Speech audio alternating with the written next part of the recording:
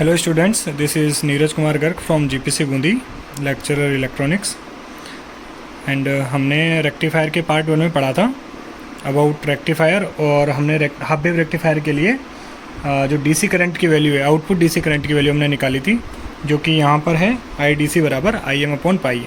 Next हम उसी में देखते हैं हाफ वेव रेक्टिफायर की जो सेकंड प्रॉपर्टी है RMS आउटपुट करंट। जो आउटपुट करंट है, क्योंकि इसकी आउटपुट करंट है वो दोनों का कंपोनेंट है, AC component plus DC component, क्योंकि हाफ वेव रेक्टिफायर का आउटपुट आता है पल्सेटिंग DC, जिसमें AC कंपोनेंट भी है DC कंपोनेंट भी है। तो जो RMS आउटपुट करंट है इसमें दोनों कंपोनेंट होते हैं, AC component plus DC component. तो इसमें दोनों कंपोनेंट है, AC component plus DC component. तो हमने देखा IRMS बराबर होता है RMS value of current I, जो total current I output load के थ्रू जा रही है उसकी RMS वैल्यू है। तो IRMS बराबर अंडर रूट ये होती है root mean square value, RMS का होता है रूट मीन स्क्वायर वैल्यू। तो रूट ये इसका मीन हो गया एवरेज, और ये स्क्वायर। तो 1/2 0 से 2 इसकी लिमिट है, integration of I² d alpha. I वो करंट है जो लोड के थ्रू पास हो रही है। तो IRMS बराबर होगा अंडर रूट 1/2 0 से पाई। I की वैल्यू रखेंगे हम IM साइन अल्फा, इसका स्क्वायर, तो ये हो गया IM² sine square alpha d alpha. तो यार IRMS बराबर अंडर रूट IM²/2 0 से पाई। अब चूंकि साइन स्क्वायर अल्फा का डायरेक्ट इंटीग्रेशन नहीं कर सकते, तो एक फार्मूला होता है। ये फार्मूला क्या है? ये फार्मूला होता है अपना cos 2 अल्फा बराबर 1 - 2 साइन स्क्वायर अल्फा। ये एक ट्रिग्नोमेट्री का फार्मूला है। तो अगर यहाँ से हम साइन स्क्वायर अल्फा की वैल्यू लेंगे तो ये क्या निकलेगा 1 - cos 2 अल्फा/2, जो कि हमने यहाँ पर लिखा हुआ है 1 - साइन स्क्वायर अल्फा की जगह हमने लिखा है 1 - cos 2 अल्फा/2 d अल्फा। जब हमने इसका इंटीग्रेशन करते हैं तो इसकी जो रूट मीन स्क्वायर वैल्यू है, जो IRMS वैल्यू है, इसकी आती है IM/2। तो ये जो IM/2 है ये किसकी है कि जो हाफ वेव रेक्टिफायर के आउटपुट से जो टोटल करंट निकल रही है उसकी RMS वैल्यू है IM/2 for half sinusoidal signals. अभी हमने देखा कि जो आउटपुट से पास होने वाली जो DC करंट है, IDC करंट है, इसकी वैल्यू है IM/पाई। और जो RMS करंट इसके थ्रू पास हो रही है, RMS करंट की वैल्यू थी IM/2। ये दोनों वैल्यूज थी IDC एंड IRMS। नेक्स्ट हम थर्ड प्रॉपर्टी देखते हैं RMS AC आउटपुट करंट। इसको हम रिप्रेजेंट करेंगे I-RMS। इट मीन्स आउटपुट के थ्रू दोनों करंट पास हो रही है, AC प्लस DC।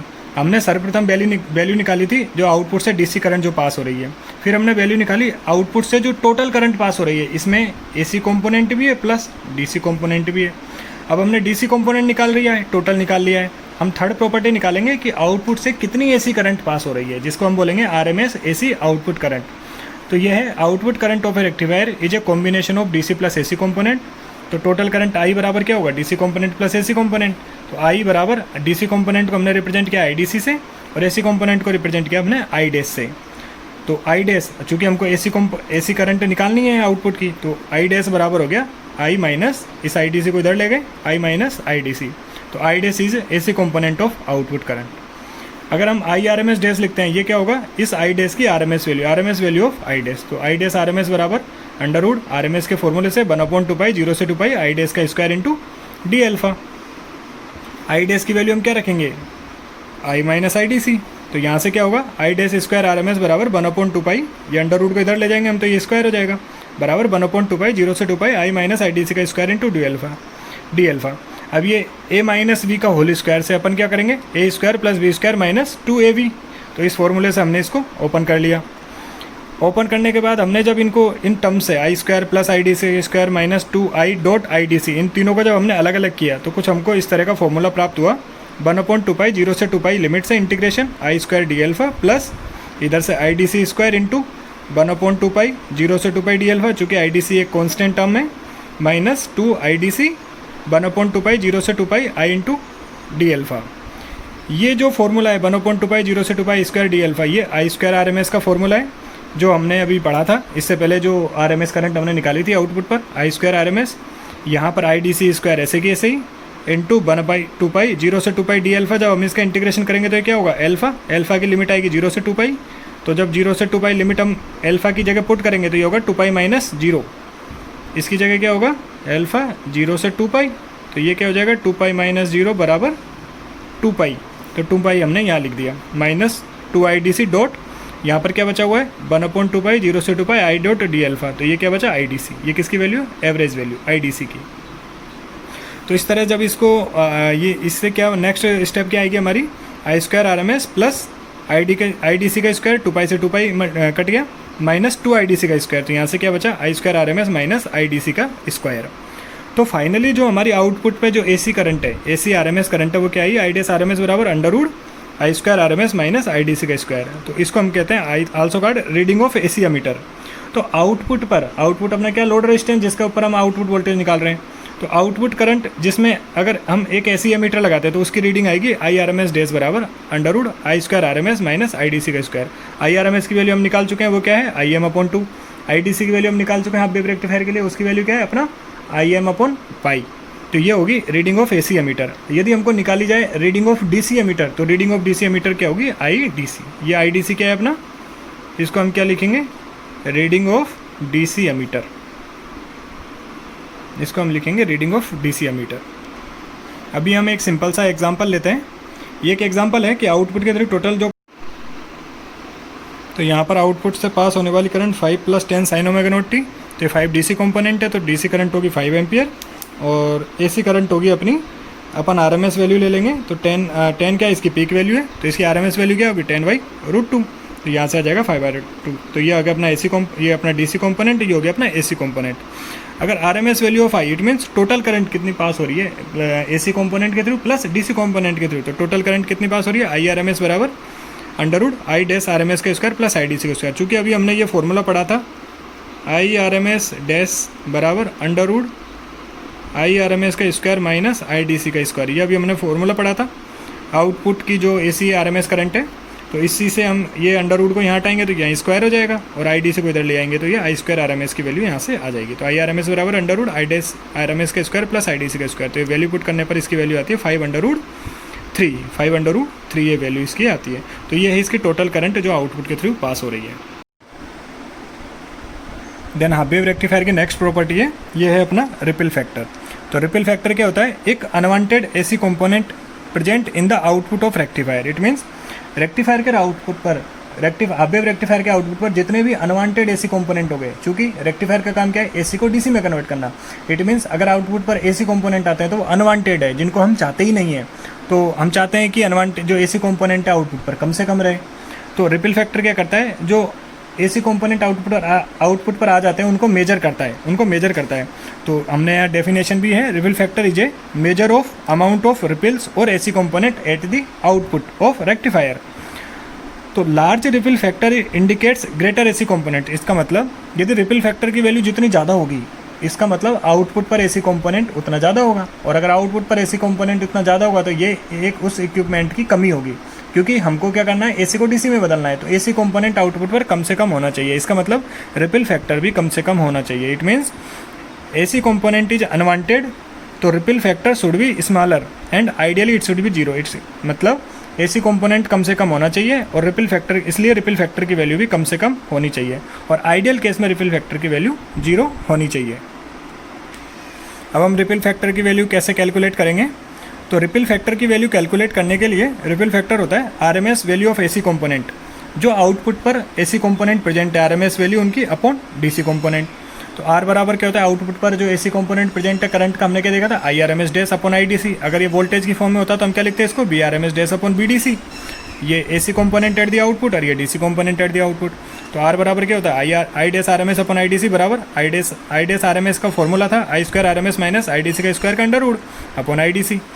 हमने क्या किया कि आई डी सी का स्क्वायर करके, इस आई डी सी का स्क्वायर करके और इन दोनों में इसको डिवाइड कर दिया। तो यहाँ से क्या बचा under root I R M S upon I D C का स्क्वायर माइनस 1।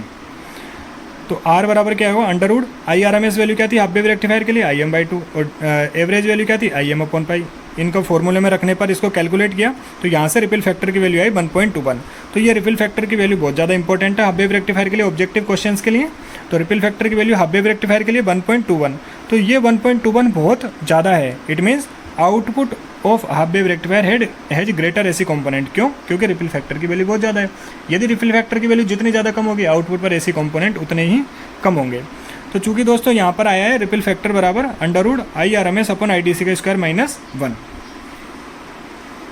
हमने देखा रिपल फैक्टर की वैल्यू, रिपल फैक्टर का क्या फॉर्मूला आ रहा था, आर बराबर under root I R M S upon I D C का स्क्वायर माइनस 1, ये रिपल फैक्टर का फॉर्मूला था।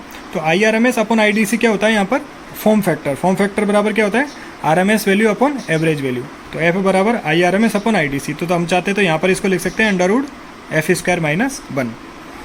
तो यहाँ से हाफ वेव रेक्टिफायर के लिए अगर हम आई आर एम एस और आई डी सी की वैल्यू पुट करेंगे तो हाफ वेव रेक्टिफायर के लिए फॉर्म फैक्टर की वैल्यू आएगी π/2 और π/2 होगा 1.57।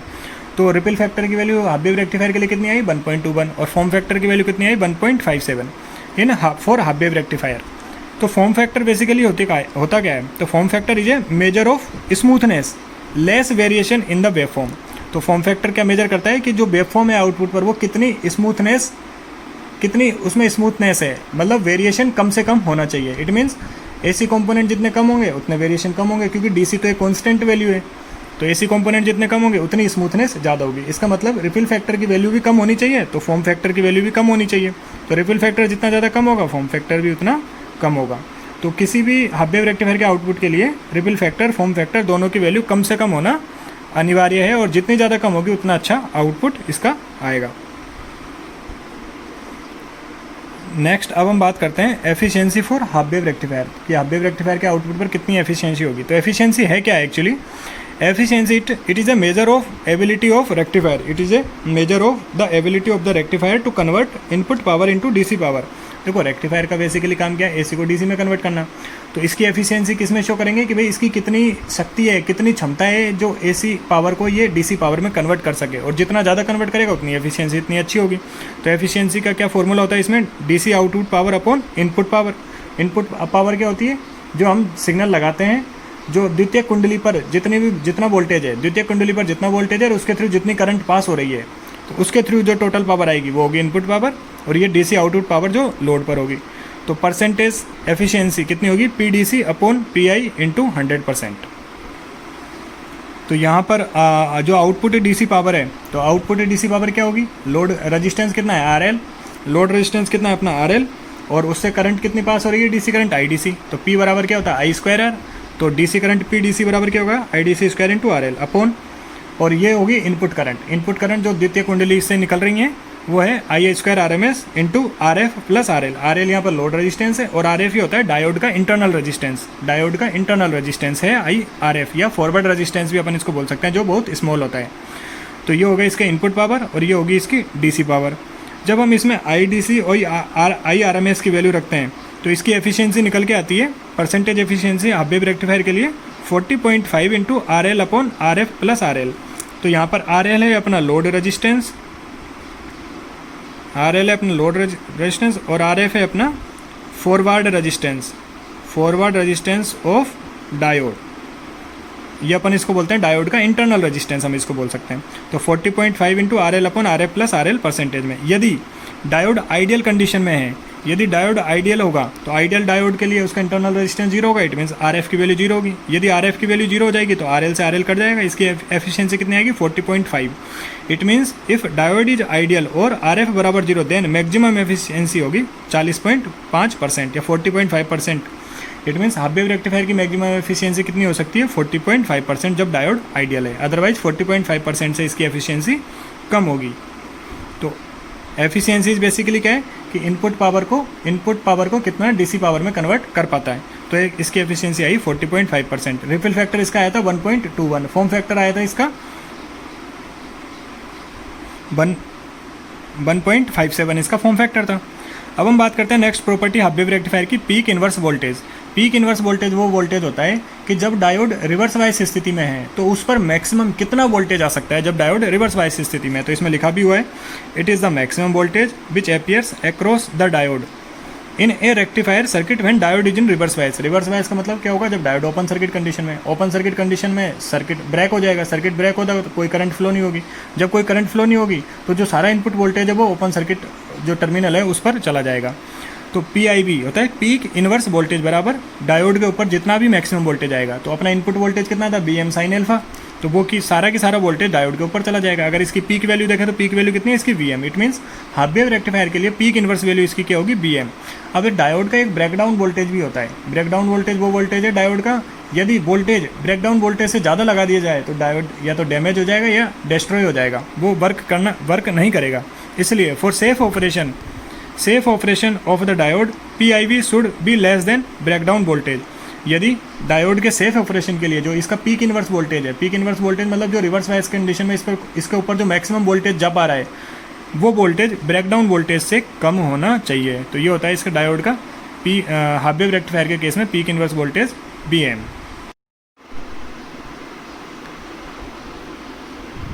तो फ्रेंड्स हमने हाफ वेव रेक्टिफायर के बारे में उसके हाफ वेव रेक्टिफायर के बारे में पढ़ा और उसकी कुछ प्रॉपर्टीज़ पढ़ी। इनिशियली हमने देखा था कि रेक्टिफायर दो प्रकार के होते हैं, एक तो लो वोल्टेज रेक्टिफायर, एक था हाई वोल्टेज रेक्टिफायर। तो लो वोल्टेज रेक्टिफायर भी दो प्रकार के थे जो कि डायोड से बनते हैं। वो क्या कौन से थे? हाफ वेव रेक्टिफायर और फुल वेव रेक्टिफायर। तो हाफ वेव रेक्टिफायर के बारे में हमने पढ़ लिया है। फुल वेव रेक्टिफायर में भी दो प्रकार के थे, एक तो था centre taped full wave rectifier और एक था ब्रिज रेक्टिफायर। तो अब हम बात करेंगे centre taped full wave rectifier. तो ये centre taped full wave rectifier का एक एग्जाम्पल, ये इसका डायग्राम है।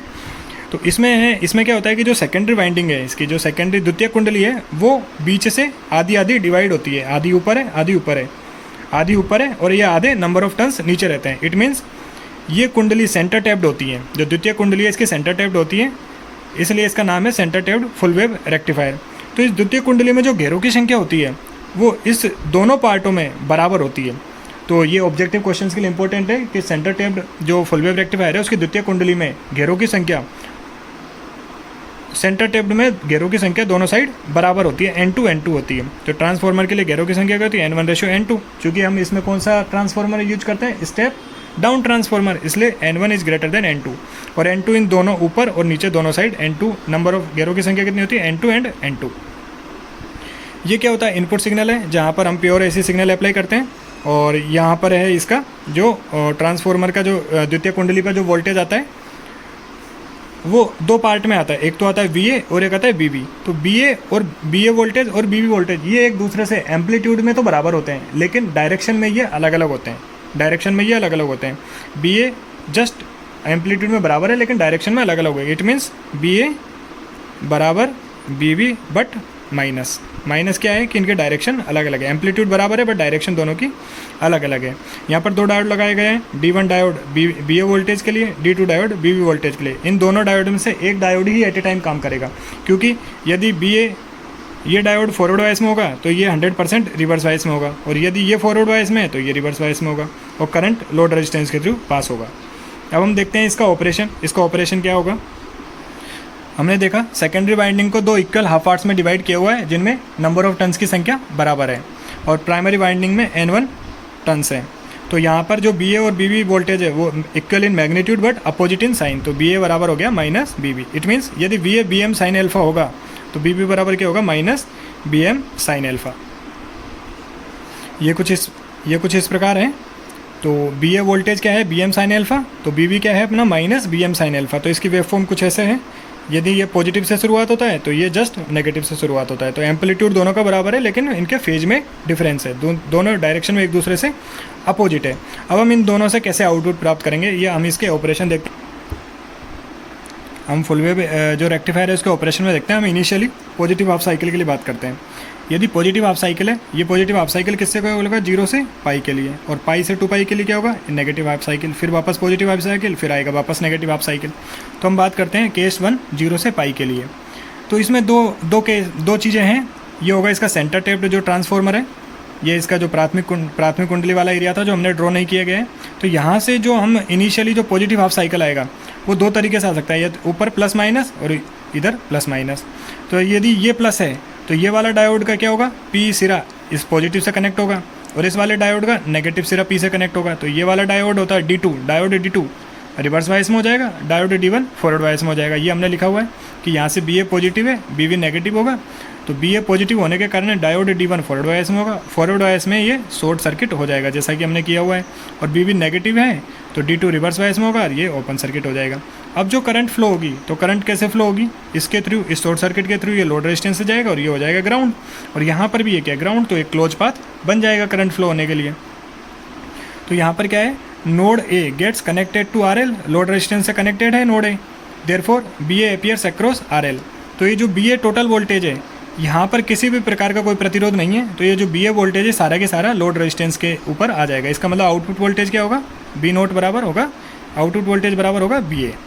यदि अब हम बात करें नेक्स्ट नेगेटिव हाफ साइकिल के लिए, क्योंकि पाई से 2 पाई है और पाई से 2 पाई में क्या होगा, ये नेगेटिव हाफ साइकिल। तो हम बात करें पाई से 2 पाई के ऑपरेशन में, तो पाई से 2 पाई का ऑपरेशन आएगा वो नेगेटिव हाफ साइकिल में ये हो जाएगा माइनस प्लस और ये भी हो जाएगा माइनस प्लस। तो अब इसका नेगेटिव सिरा पी से कनेक्टेड है, तो अब ये D1 रिवर्स वाइस में हो जाएगा, तो अब ये ओपन सर्किट है, और D2 फॉरवर्ड वाइस में होगा जो कि शॉर्ट सर्किट है। अब करंट फ्लो कहाँ से होगी, करंट फ्लो की डायरेक्शन कुछ ऐसे होगी और ये लोड रेजिस्टेंस के थ्रू ये क्लोज पाथ बनेगा। तो यहाँ पर क्या है कि आउटपुट रेजिस्टेंस है, जो आउटपुट रेजिस्टेंस पर जो वोल्टेज है वो सारा की सारा वोल्टेज बिना, क्योंकि बीच में कोई किसी प्रकार का कोई प्रतिरोध नहीं है, तो सारा की सारा वोल्टेज आउटपुट वोल्टेज पर आ जाएगा। तो यहाँ पर बी नोट बराबर क्या होगा, बी वी। तो आउटपुट वोल्टेज अपना फर्स्ट केस में आउटपुट वोल्टेज क्या होगा, बी नोट बराबर बी है, और सेकंड केस में आउटपुट वोल्टेज क्या रहा, बी नोट बराबर बी वी। तो ये क्या है, full wave rectifier is equivalent to combination of 2 half wave rectifiers. तो क्योंकि 2 हाफ वेव रेक्टिफायर्स, उसमें एक सिंगल डायोड था, इसमें दोनों डायोड है, तो ये पॉजिटिव साइकिल के लिए भी काम कर रहा है, नेगेटिव साइकिल के लिए भी काम कर रहा है। चूँकि हाफ वेव रेक्टिफायर में नेगेटिव साइकिल पर डायोड रिवर्स वाइस हो जा रहा था, तो करंट फ्लो नहीं होती थी, तो नेगेटिव साइकिल के केस में आउटपुट 0 आता था। लेकिन फॉरवर्ड वाइज जो फुल वेव रेक्टिफायर है उसके केस में ऐसा नहीं है, इसमें नेगेटिव साइकिल के केस में भी करंट फ्लो हो रहा है। अब इसका हम डायग्राम देखते हैं कि इसका जो फाइनल डायग्राम कैसे बनेगा। इसका जो डायग्राम है, इसका आउटपुट का डायग्राम है वो कुछ इस प्रकार का होगा। अब ये डायग्राम कैसे बनता है हम वो देखते हैं। हमने इनिशियली क्या था, बी ए पॉजिटिव, जब हमने पॉजिटिव साइकिल की बात करी, जब अपना इनपुट पॉजिटिव साइकिल था, तो पॉजिटिव साइकिल के केस में अपना आउटपुट क्या आ रहा था, आउटपुट बी नोट बराबर क्या आ रहा था, बी ए। तो जो पॉजिटिव साइकिल 0 से पाई, ये है अपना साहब 0 से पाई, ये आउटपुट है, आउटपुट अपने वेवफॉर्म में ये है 0 से पाई। तो 0 से पाई में बी नोट बराबर क्या था, बी ए। तो बी ए क्या है अपना इस तरह से वेवफॉर्म है, तो अपन ने 0 से पाई में इसको ऐसे कैसे रख दिया। अब बात आई नेक्स्ट पाई से 2 पाई। जब पाई से 2 पाई की हमने बात की थी, तो आउटपुट आया था बी नोट बराबर आया था अपना बी बी। बी बी क्या है इस केस में, ये अपना बी बी वेवफॉर्म है, तो बी बी वेवफॉर्म पाई से 2 पाई के केस में ये वाला है, क्योंकि ये क्या होगा 0 पाई 2 पाई। तो पाई से 2 पाई के केस में अपना आउटपुट क्या है, बी बी। तो हमने इसको उठा के ऐसे कैसे रख दिया, ये भी पॉजिटिव साइकिल बना, ये भी पॉजिटिव बना। इसी प्रकार थर्ड क्या होगा, पॉजिटिव, और ये एक पीरियोडिक वेवफॉर्म बन जाएगी। तो ये कौन सी, पल्सेटिंग वेवफॉर्म है, पल्सेटिंग डीसी वेवफॉर्म है, जिसमें एसी कंपोनेंट भी है, डीसी कंपोनेंट है। तो फुल वेव रेक्टिफायर का आउटपुट क्या आएगा, एक पल्सेटिंग डीसी कंपोनेंट। तो गाइज ये था फुल वेव रेक्टिफायर के डायग्राम और इसके ऑपरेशन के बारे में। तो ये था रेक्टिफायर पार्ट 2, एंड अब नेक्स्ट वीडियो में हम देखेंगे रेक्टिफायर पार्ट 3 में हम देखेंगे फुल वेव रेक्टिफायर की प्रॉपर्टीज़ के बारे में, कि इसकी एफिशिएंसी कितनी होती है, इसका रिपल फैक्टर कितना होता है, इसमें इनपुट पावर कितनी होती है, output diode current DC current कितनी होती है, टोटल करंट कितनी होती है, आरएमएस एसी आउटपुट करंट कितनी होती है, फॉर्म फैक्टर कितना होता है, हम ये देखेंगे रेक्टिफायर पार्ट 3 में। Thank you guys, thank you.